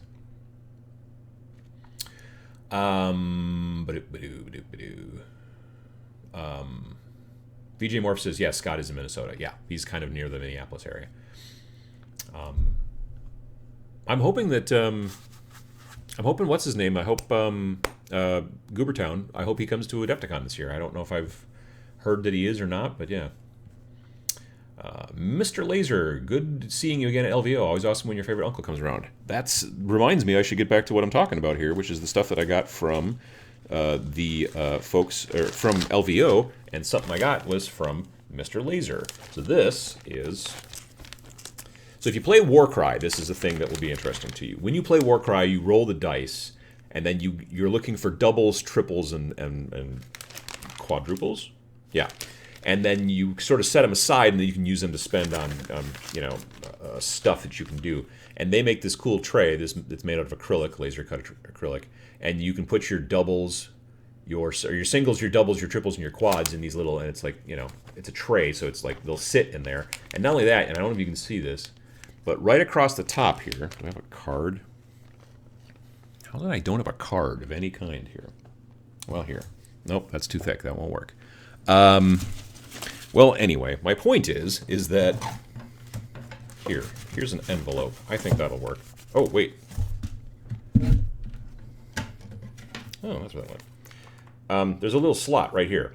So that card that you get with your army that has all the different information about the singles, the triples, and doubles, and whatever, you can just slop that in right there, and then it sits there, and you kind of keep it. It's really nice, and it gets it up off the table a little bit and everything. So that's really cool. And then plus it comes with a whole bunch of tokens too that are for the game and all that stuff. So they've got this kind of great stuff for Warcry, and I picked that up, and that was very cool. And then also they've got some, because they're the ones that did the dice, which I also got right here. They do these great kill team dice that I think I've showed you in the past. So they're the symbols that are on the tokens. Like you've got, this is readied, and that is I shot already, and this is advanced and down charge, stuff like that. And then, so there's 6 different token states. Turns out 6-siders have 6 sides. And so you can just use those instead of having those tokens down there. It takes up less space, but you're also not going to pick those up and roll them by accident because they don't have pips on them and all that jazz. And then if I can get the little baggie open here. I'm a sucker for wound counters all the time. And so this is a wound counter that has got... And again, it's designed for Warcry. So you've got 0 through 10s, along this way. And you use the big arrow on the chaos thing. So let's say here, okay, that's going to be 30, right? And then you got the small thing here, and you turn this. I'll try. Didn't drop it, technically. All right, didn't hit the floor. And then, yeah, then you turn this. So if I wanted to be like, oh, I have 37 wounds left, then you can have that. So you've got the 30 because the arrow's pointing, the big arrow's pointing towards the 30 over here, and then the little notch over here shows. So anyway, but it's held together with like what do you call it? Those little magnets, the little neo magnets, so you can snap them together and everything like that. So those are cool. Made of, again, out of laser cut acrylic stuff. So yeah, Mr. Laser, you find them on Etsy, and they make also a ton of car Gaslands stuff too, if you're into that. So Gaslands stuff, tons of Gaslands stuff, and they're starting to get into some Warcry and some Kill Teams. So the skirmish games is kind of more their area, which is very cool. And the dice are awesome. You're right, the Animaster. I love them. I use them all the time. Like in the Bat Rep that I filmed that is eventually going to come out that's kind of sucks, we use the dice in there too. So they're really helpful. Let me see here. Maybe you could ask the guy from Broadsword Wargaming about audio. He's kind of a new YouTuber, but the audio and visual quality of the stuff is top notch. I mean, generally my audio is quite good, I think, or at least decent enough. But like knowing like stuff that an audio guy knows is kind of the next area. Like I've been learning video stuff and been doing okay on that, and I've through trial and error gotten my audio okay, or pretty good, I think. Generally, people comment on it, but. And again, turning up the gain, that was an accident. I was testing a different mic, and it was a whole thing, and then I forgot to turn it back to where I normally have it. That's why that happened, so I'll be able to fix that. But there's just a little other things here and there that I want to try to fix. So, you know, I'm always trying to learn. That's part of the reason that I even do YouTube, because I'm constantly trying to teach myself stuff, which I think is fun. When you find $10 Amazon gift cards sitting around. My brother gave it to me for Christmas, and I thought that I had lost it, and it turns out it was just underneath my keyboard. So that's the only reason. My wife found hers. I just didn't know where I had put mine. But it turns out it slipped underneath the keyboard. So everything's coming up Millhouse today. That's pretty good. David says, I think making bat reps for games that you like, that are underrepresented in the hobby, is also very important if you want to see those games thrive. Everyone with a phone can do their part. That's very true. You know what I mean? Like if there's a game, like I get people all the time who tell me, oh man, I wish you talked more about this or talked more about that. But if it's a game I don't play, I'm not going to probably be able to really do it any justice. But if you want to make some bat reps for it because you're very passionate about it, then it's a good idea to do. And you're right. I mean, literally, all you need to do to start a YouTube channel right now is have my phone. Just you can't, any phone mostly will work, but yes, the camera in that, in comparison to the camera in basically any modern smartphone from like within the last couple of years, is probably 4 to 5 times better than $3,000 to $4,000 cameras that I used to sell at the camera shop back in the early 90s when I was, well, first of all, those cameras didn't even do 1080. These are, you can do 4K with most cell phones these days. So yeah, there's not a great excuse as far as like, well, I just don't. I mean, you can get free software from Blackmagic. You can use, it's called DaVinci Resolve, and they make a free version of that software that's quite powerful, and there's a lot of people online who can teach you how to use it, YouTube tutorials and such. And then you can just use your cell phone, and you can go on Amazon and buy usually like a cheap mic if you want to have like a better audio sort of experience and things like that, and you can get going. And then once you get to a point where you start like, picking up some other stuff and getting more and more into it, well, then you start upgrading cameras and microphones and all that jazz. Yeah. Let's see here. My brother-in-law uses those cards for armor plates and such for his Gaslands cards. Especially they can be glued with plastic cement too. Oh yeah, no, I never.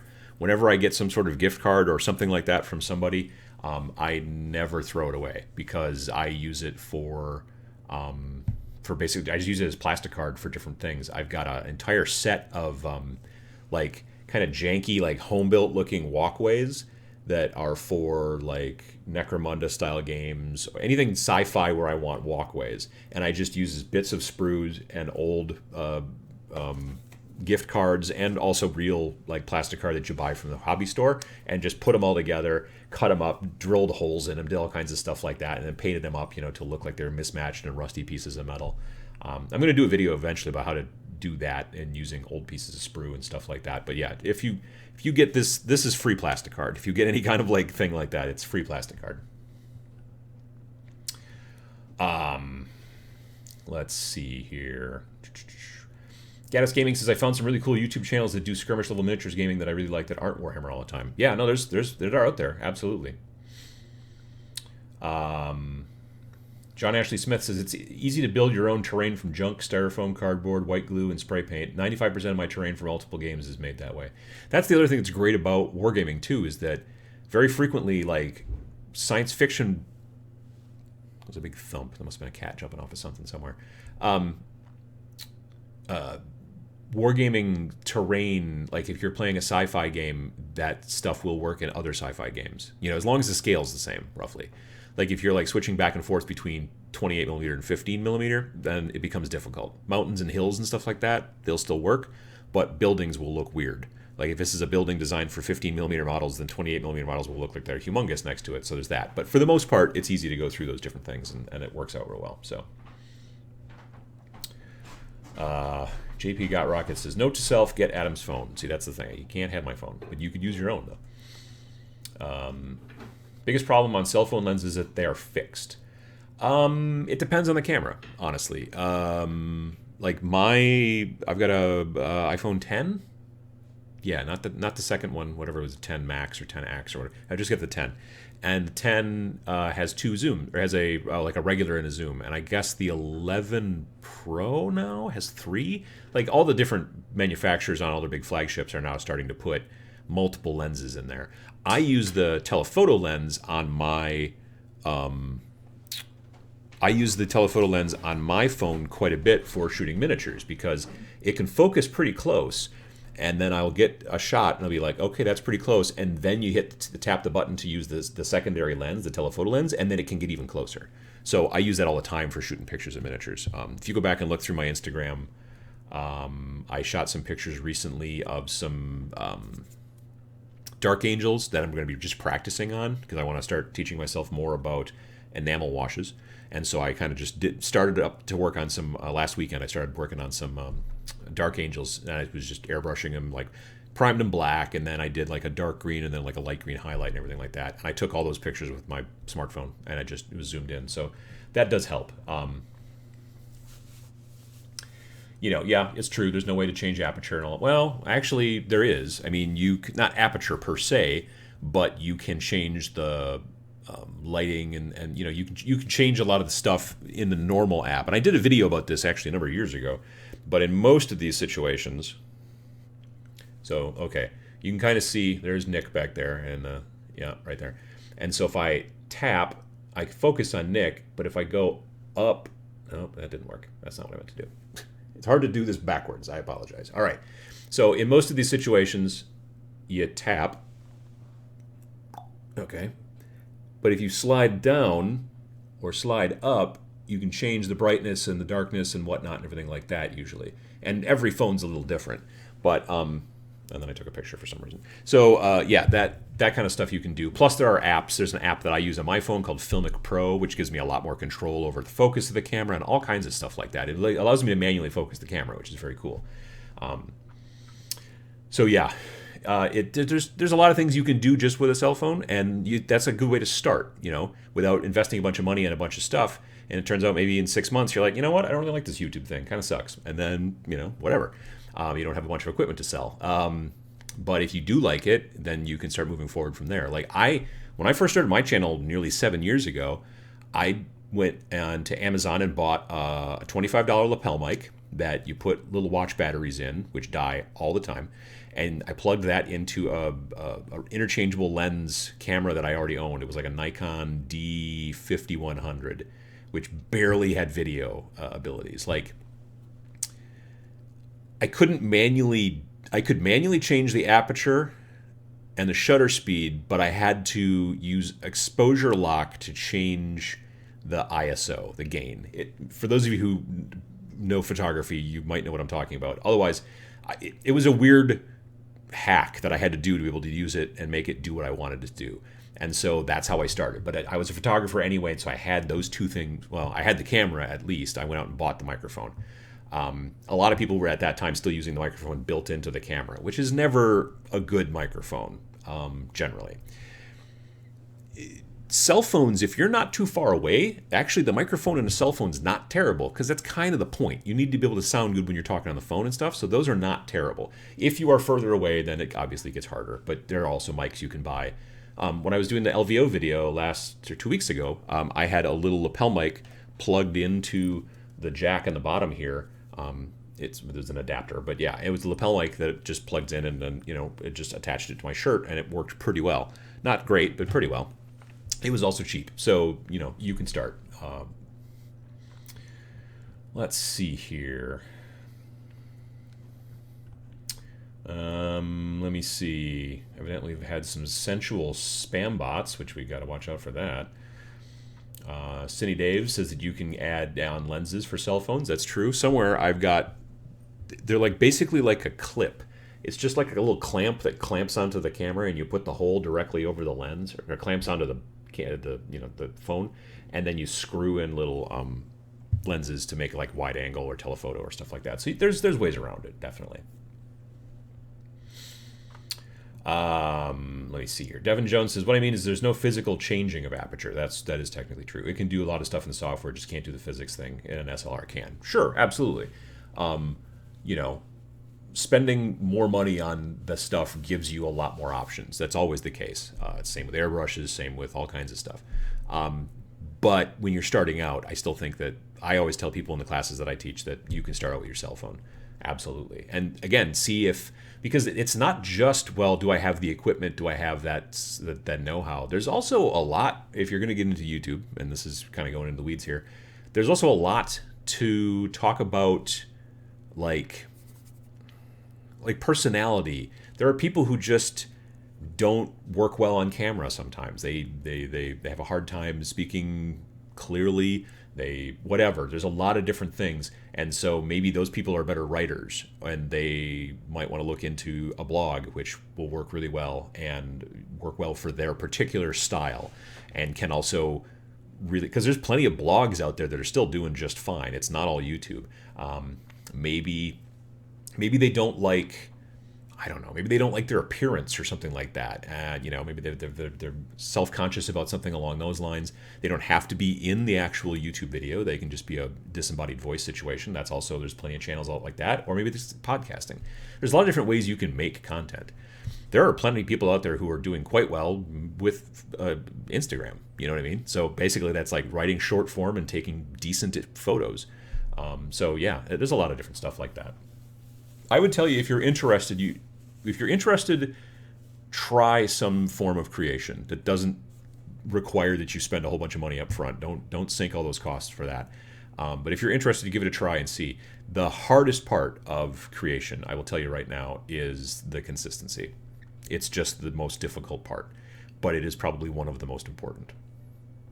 I really strongly believe that my channel has been doing as well as it has over the last 4, almost 5 years, directly because of the fact that I put up a video at the same time on the same day every day of the week, and I have been doing it for more than 4 years.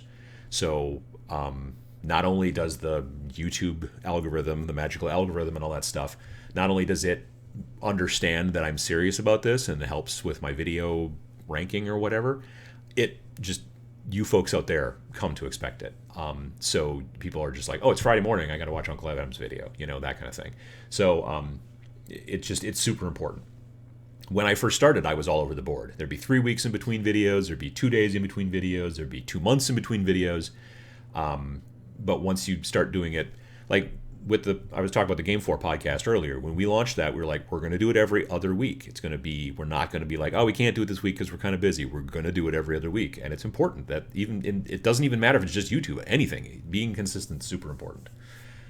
All right, I'm going to get off that soapbox. I've got more stuff to talk about. Not a lot more. I also bought from Ammo by MiG. It's called the Civil Engines Weathering Set. I don't know why it's called that. It's kind of an interesting name. I suppose it's different than like military engines. Probably what they're doing. But yeah, it is a set of 5 bottles, and some of them are pigments and some of them are like acrylic washes. So it's a mixture of pigments and washes. There is a engine grime nature effect, a fresh engine oil nature effect, dark brown wash for green vehicles nature effect or wash, and then a black pigment and a Russian earth pigment. So again, I'm interested in trying out sort of new techniques and things like that. So that's why I wanted to pick these up. Also, it was like only $27 for 5 bottles, which is pretty good. And again, I don't think that MiG, I don't see it at local shops too frequently. So again, one of those things you want to pick up. I at least think you want to pick up when you're at conventions.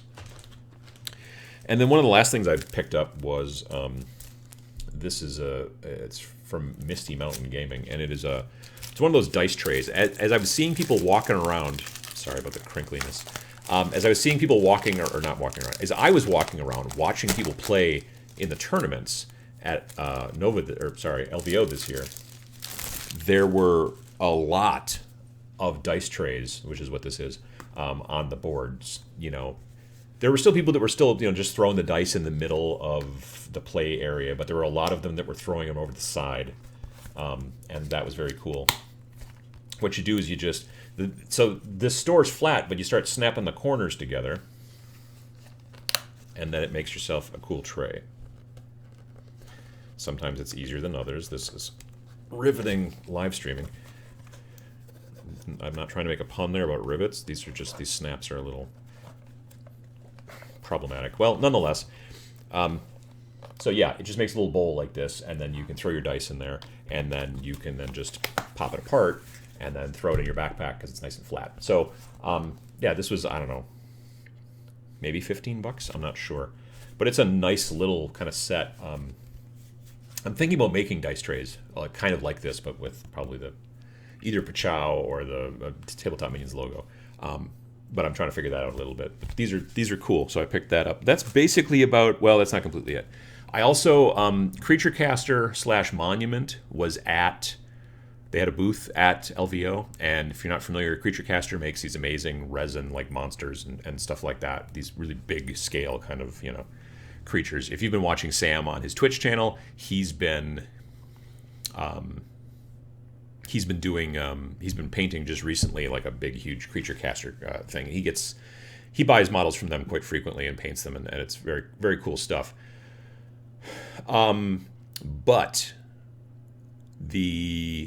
where was I going with this? Oh, they also have a paint line now. They've merged, I think, with a company called Monument. I'm not exactly sure what the relationship is there, but they have been together at the last several conventions I've been at. And Monument makes a set of paints called Pro Acryl, which I bought I bought a container of their white paint, I think actually last year at LVO, and I really like it. It's my favorite white paint. So this year they've got new bottle design, kind of they're bigger and thicker, and they've got agitators inside and the whole deal. And so I ordered it while I was there, but they shipped it to me, so I didn't have to take it home my luggage. But I basically ordered like their whole paint line. So they're a relatively new company. So this is not like hundreds of paints or anything like that. It's like less than 50, I think.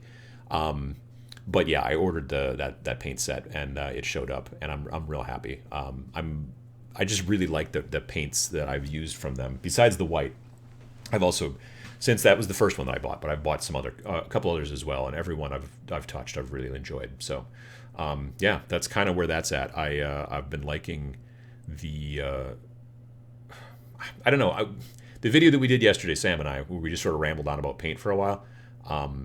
we talked a lot about like how almost nobody is like a single brand, painter. Almost no one is like, oh, I only use this company exclusively. Everybody has got just a mishmash of different paints. It's just the way it works. But yeah, so let's see here. What else have we got?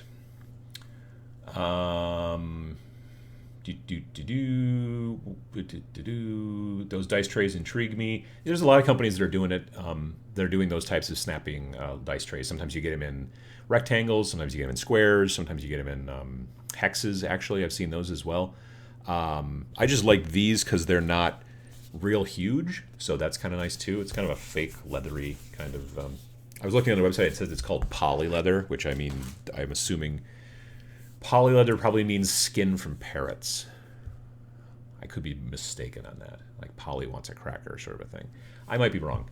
But it seems sturdy. Is my point. 12 Neef says the dice cups are super handy for larger games, especially if you're like an orc player. Seems like a dice cup would be super useful, and if your hands are small, then definitely.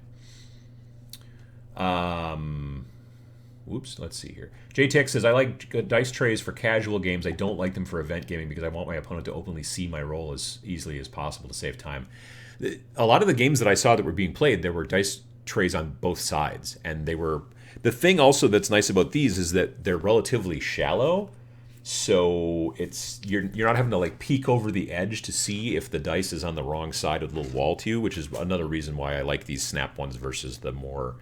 Like there's also wooden ones too now you see quite, but if you're looking at it from a bit of a distance away and the dice rolls underneath the little wall area, you might not be able to see it as easily. So I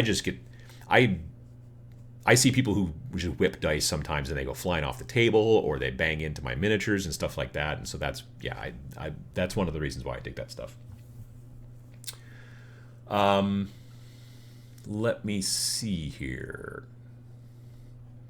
Would it be worth getting into Seraphon using the Toad Slan as a start? Do you think that they will change the sculpt? They have not talked at all about, like when I was at the press thing at LVO, they said, hey, look, we're making a new Seraphon book, and then they didn't show any new models.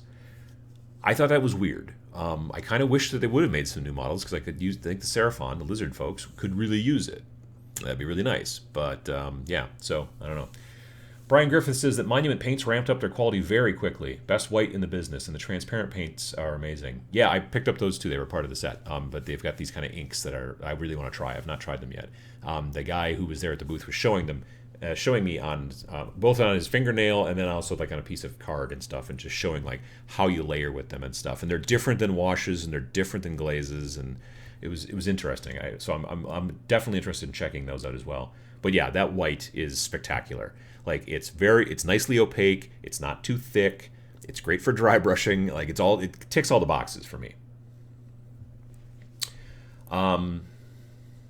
Torch says I've made a few wooden dice trays, but they're too tall to put in my bag happily. Yeah, that's the thing too. I've got a couple wooden ones downstairs in the basement, but they don't travel super well. So, hey, the Noob Painter is here. What up, party people? We are indeed party people. We are 574 party people hanging out right now, which is fun.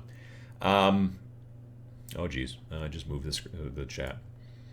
Where are we at? There's the party people thing. So Zen for One says, I am so trying to avoid buying the Creature Caster Queen of Malifka.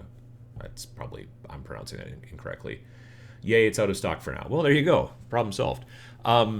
Yeah, I own, I think, 3 models from them that I want to attack at some point. But yeah, they are... I bought 3 models from them that I'm like, I could also technically use these as Demon Princes in my Chaos Army. Is kind of why I picked the ones that... I still like them, too. They're like good-looking models. But I was like, I kind of want to buy them, but I sort of want to justify them to myself by being able to double-dip with them. Like, it's a cool display piece, but I can also use it as a Demon Prince.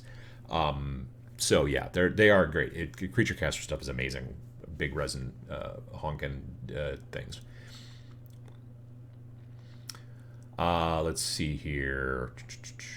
People, let's see. You can make the pretty cheap with a cigar box, glue, felt, and corkboard. Talking about dice trays. Yeah, if you, I don't think I don't have a cigar. I have a cigar box guitar, but I won't be using that for a dice tray. The snow has gotten snowier. All right, it's gonna be a fun drive over to my in-laws for lunch. Let's see here. If you are an orc player, I recommend a dice bucket. That's also a good point. That's true. Yeah. Zebulon, hey Zebulon, says, I used to be exclusively GW with paints. Now I understand thinning paints and depth, and my current favorite is Vallejo. And, oh, and then that ended. Sorry. It just sort of stopped, that sentence. But, yeah, like, I still use GW for certain things. I definitely do. I like a bunch of the contrast paints. Not all of them, but I like a bunch of them. I also use a lot of Vallejo, and I use the Army Painter. I use a bunch of their stuff for certain things. Like right now, GW for me, it's basically the washes. I still use that triad, the Seraphon Sepia, or not Seraphim Sepia, the Nuln Oil, and the Agrax Earthshade. I still use those all the time. And I use some of the other colors for specific things as well. And then, like I said, a bunch of the contrasts I like to use as layering in with other stuff sometimes. I don't paint like completely in contrast, really. I've found that that doesn't work for what I want it to look like. But it's still, they're great for a lot of other things. Or they're great for like a part of a model, and then you do the rest of the stuff more traditionally, for lack of a better term. And then Vallejo, I like several of their colors, and I do dig a bunch of I use their airbrush metallics, but I brush them on, and they work great, especially Chrome. Chrome's my favorite. And then, like I said, Army Painter, I use a bunch of their stuff, and now Pro Acryl, I'm a big fan. Like I said, been a big fan of their white for quite some time. So, kind of all over the board. Poly leather is leather coated in polyurethane. Really? So this is actual real leather? Huh. I would not have guessed. I would have assumed it was fake leather. Let's see here. Joe says that the Monument Pro Acryl transparents are killer. Have yet to try their regular paints, but the transparents are probably are great. What else we got?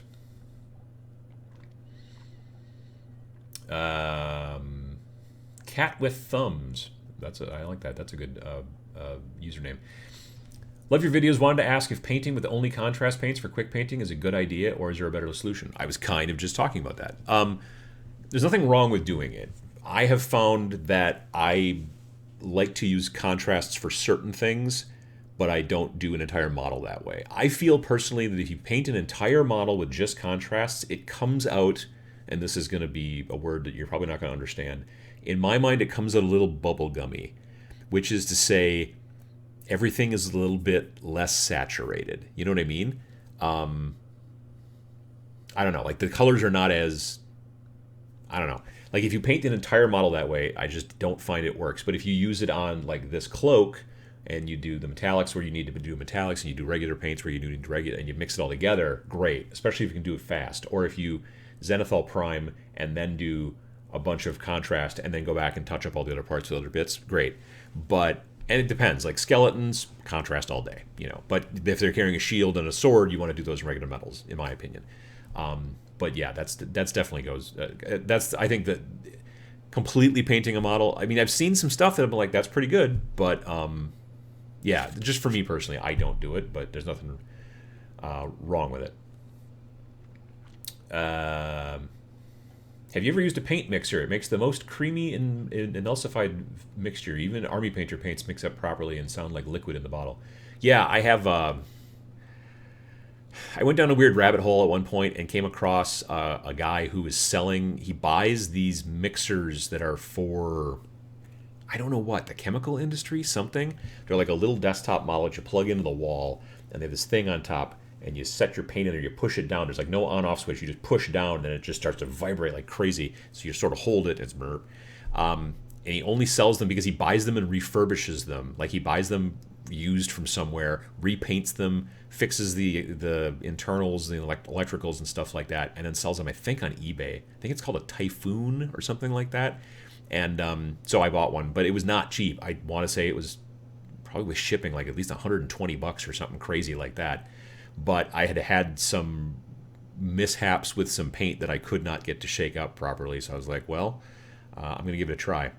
I also have a friend who has a tabletop jigsaw that he just is attached.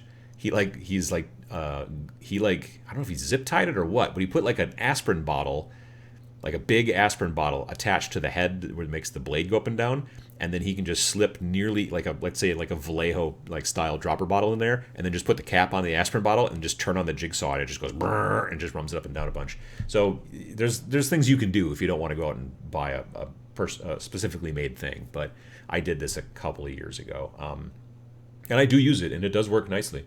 I've got it on the floor because any table I put it on, when you plug it in, it makes everything vibrate. Or not when you plug it in, but when you push the thing down. So I have it on the floor in the basement and go from there. So yeah. Let's see here. Jamie says, I missed out on the 3D Prime at LVO. Do you know of a good place to get it from? Can't navigate to it on Badger's website. I don't know if it's currently for sale on Badger's website yet. They may be still like soft launching it to some degree, but I've only ever seen it at the last two conventions I've been at, really, which would be LVO and then Dragonfall in Northern Illinois, where I hung out with moderator Matt. Let's see here. Adron says, I mostly use GW paints because we don't have a lot of hobby stores. Yeah, a lot of hobby stores here, but we do have a Warhammer store. And again, there's nothing wrong with GW paint. There's nothing wrong with most paints as a line. Every once in a while, you'll find a specific color that you don't like or something like that. But for the most part,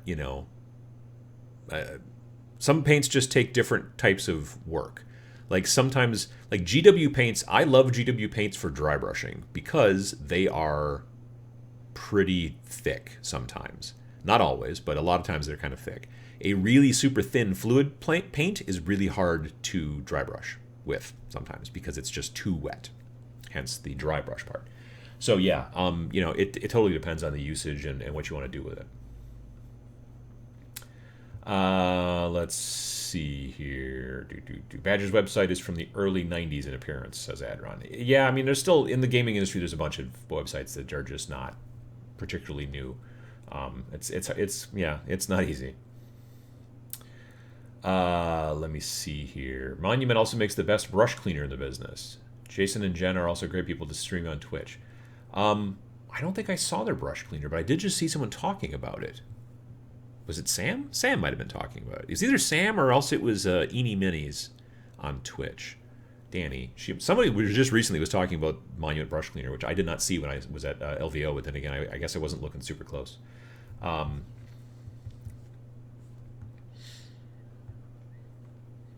Damien asks, question, I have absolutely no interest in playing any war games, but really want to model, paint, and display pieces. Fun, all right. If there's no interest in gaming, would kits still be considered worth the cost? I think so. There are probably, like, it depends on what you want to model. Like, if you want to model cars and military tanks and airplanes and stuff like that, well, then obviously those kits are what you want to go with. And they do have a tendency to be a good deal cheaper. What are those other guys? Gundams and whatnot. Those models are also generally kind of cheaper. If you just like kind of sci-fi robots and stuff like that, Gundam might be a good way to go, or Gunpla. I don't know why they call it that, but that's what they do. And also generally a bit cheaper. Stuff from companies like Malifaux, or Weird Games is who makes Malifaux, but they make real high-end, nice-looking models, very dynamic, cool stuff. GW, obviously, Games Workshop. There's plenty of companies out there that make great-looking models. If you want to get into, if you like Star Wars a lot, there's decent models from Fantasy Flight Games for Star Wars Legion. So if you want to get into those style models, then that's great. But it kind of depends on what your subject matter is that you like. If you want to get into modeling, but you don't want to spend the money for GW stuff and things like that, there's still plenty of other things out there you can look into. So there's that. Yeah, there's a lot out there. But if you're just looking for cheap, honestly, Gundam are a lot cheaper than most gaming models, like by a lot. I'm kind of kicking around the idea of making a video about it. The Animaster says, "Oh, sweet, good idea. I'll get some use out of my jigsaw yet." Yeah, like a tabletop jigsaw. I've got one friend, like I said, used like an aspirin bottle that he attached to the up and down part, and then another friend of mine also I think has a jigsaw, like a tabletop. Or no, he has. Oh, I know what he did. He has a jigsaw, like a handheld jigsaw, and then he used one of those bar clamps that you use in woodworking, but like the really little ones. And then he was somehow, I don't know if he welded a jigsaw blade to the bar or whatever, but then he puts the bar like into where you would put the blade, and now you have a jigsaw, a handheld jigsaw, but with a like a bar clamp hanging out of the bottom of it, and then you just put the bottle in there and you clamp it up, and then you just turn it on, and it just shakes the bottle up and down real fast. I need to ask him how he got the bar clamp to go into the jigsaw. I will have to remember to do that next time I see him. But yeah, that's kind of a neat idea as well. Let me see. Some of those real grade and perfect grade Gundam models can be hundreds of dollars. That's true. Like, I mean, everything's always got an expensive level. I was in a hobby town, USA, recently. I think the one in Appleton, Wisconsin. And they have a bunch of Gundam stuff there. And I was looking at some models. I was like, oh, this is really cool. I'm like, I wonder how much these cost. And I was stunned to see they were like $14. I actually bought a Gundam because it was $14. And I was like, this would be a lot more expensive if it was weird miniatures, if it was GW, if it was, if it was bolt action stuff. I mean, yeah, I was really surprised.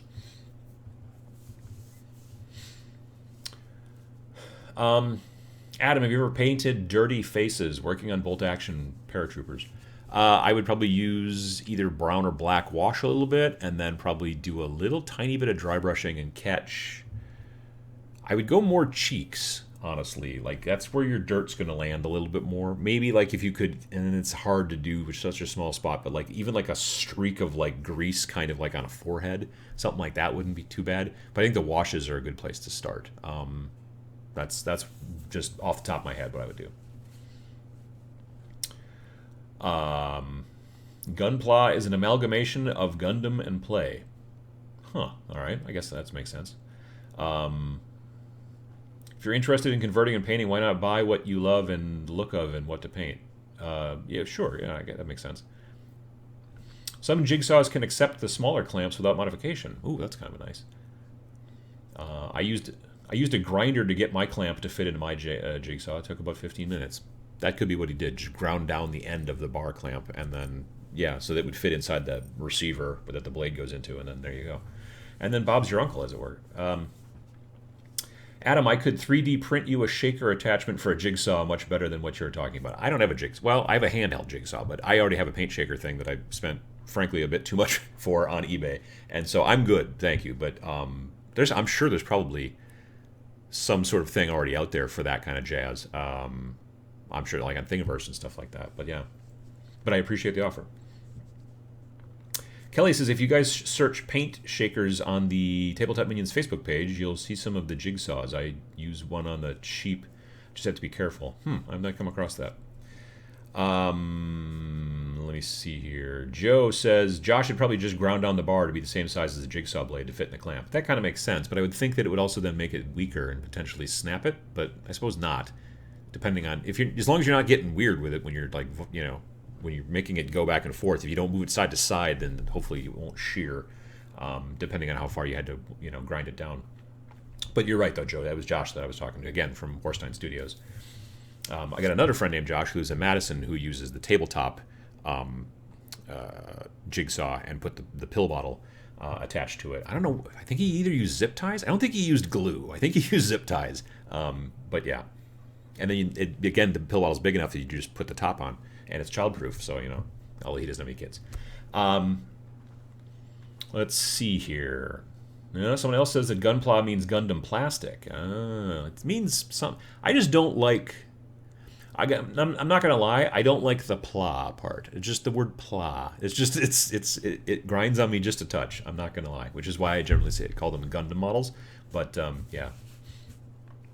But I did watch a video recently, like a short video on YouTube, about like the World Championship and all these different people coming from different countries with their cool stuff and setting them all up in this store in this mall in like Japan, like Tokyo, and it was kind of interesting.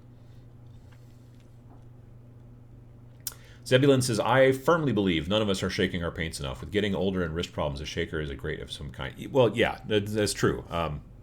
Number one, yes, I agree. We don't shake our paints enough, and that. If you're like, man, I really don't like this paint, it's very frequently because it's not been shaken, whatever, enough. That's at least part of it sometimes. Also, you're right. Yeah, I turns out I'm not getting any younger. So, yeah, having a machine that can vibrate it for me, if you know what I mean, is not a bad idea. Achilles Rain says, I used my back massager. Well, that works too.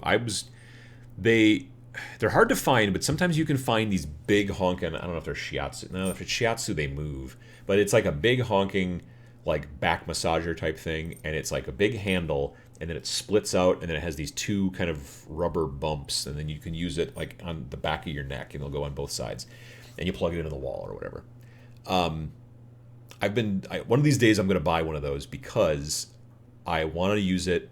I watched this guy on YouTube make a video where he took like a piece of wood and he put it on like foam rubber blocks, and then he took that one of those big vibrating neck things and he attached it down with what is that tape? It's like metal tape that's got holes in it, and then you just screw it down. It's not tape like sticky, but you know what I mean.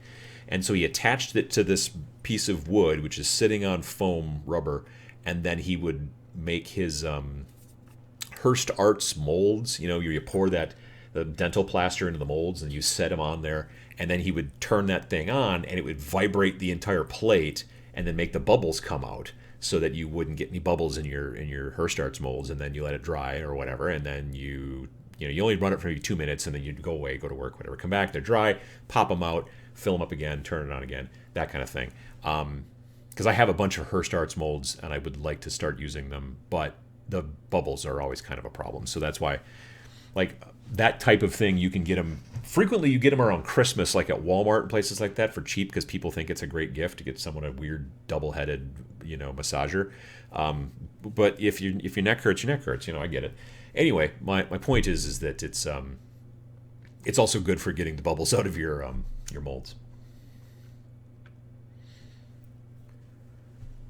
Let's see here. I've seen people use nail polish shakers. They're pretty cheap. Yeah, some company actually kind of just rebrands kind of like nail polish shakers. There's battery-powered ones and ones you plug in the wall. And there's just like a little strap that goes around the bottle, and it's a little doohickey, but this big. There's a switch, and it goes wiggle, wiggle, wiggle. And I don't know how well those work in comparison. I have not tried them, so I don't know.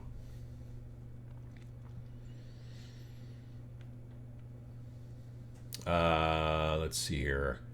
Andreas says, bit late, elbow deep in painting. I think you might be painting wrong if you're elbow deep. That's. But as a rule of thumb, see now we're talking about thumbs, gaming models tend to be more robust with somewhat simplified details that are easier to build than pure models. Yeah, that's true. I mean, because gaming models are generally to be handled a lot more, they are a little bit thicker and more robust. Robust is a good word in that situation. Whereas I know, model airplanes and model cars when I was a kid, stuff like that, they are much thinner plastic too. So there's maybe some of the reason why it's cheaper as well to some degree. Chris, did you hear any rumors about 9th edition for 40K in Las Vegas? Not a single one. I would be very surprised if they decide to do 9th edition anytime soon. 8th edition's been doing well for them, and they're just cranking out more and more books and redoing codices. Anyway, all this new Psychic Awakening stuff is adding updated units into the game and things like that. I think that they want to, with that and also chapter approved, they never used to, back in the day, they had to change new editions sort of frequently because there was no way to fix points costs, and it was difficult in certain situations to do that stuff. New version of the book of the rules would come out. They would slowly over time redo every single codex, and then once all the codexes were done, they'd be like, well, now we got to do another rule book. Well, this way now what they're trying to do, it seems to me, is they're like, we want to put the rules out there, and then we're going to put out pretty much all the codices, And then we'll just start doing them again and do updates, but we'll also sprinkle in like the Psychic Waking stuff and a couple other pieces here and there and new models and whatnot. And then, yeah, I could be wrong, but I don't think it's going to be 9th edition for a while. At least another couple years, probably, in my opinion. But I did not hear a single rumor about it. So, yeah. The Animaster says we better stop talking about paint shakers before someone comes up with something creative or dangerous, I suppose. Yeah, I agree. Let's see here. Michael Strange says I used my son's rock tumbler way too slow, and the older GW paints with the lettering printed on the pot was rubbed away. Oh yeah, no, that wouldn't. I could see that being a problem as well.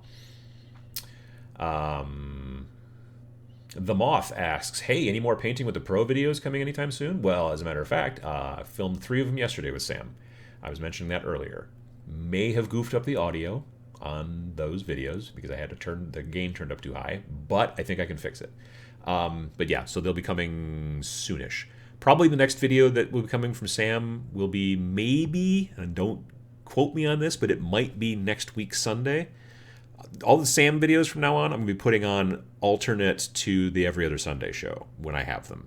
Once I run out of them, then I won't. But they'll be showing up on Wednesdays instead of Fridays. Sundays instead of Fridays. The Friday videos will stay the Friday normal videos, but instead of putting one of Sam's videos on Friday, then it'll be like a second video, and I'll put it up on Sundays at 9 a.m. my time, where I would normally have the Every Other Sunday show, but in between the Every Other Sunday shows. You'll figure it out, I hope. But anyway, yeah.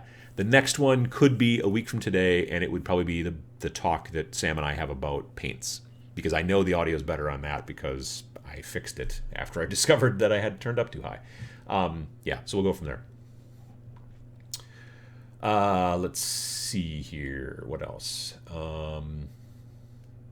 Those nail polish shakers used to be $10, then they grew in popularity. Same with the stupid airspray booth. Used to be $40, now it's way too expensive.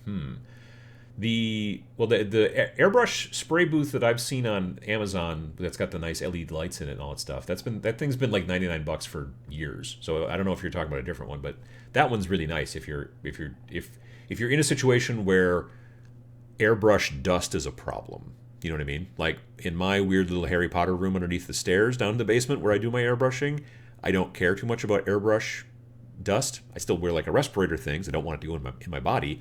But if it gets on stuff, that's fine every once in a while, every year or so. I'll just wipe everything down, and it's fine. But if I was airbrushing, let's say, here in the dining room, it's probably not great to have that dust floating around. So then you have a filter and the hood thing, and they work pretty nice. Pretty nice. Let's see here.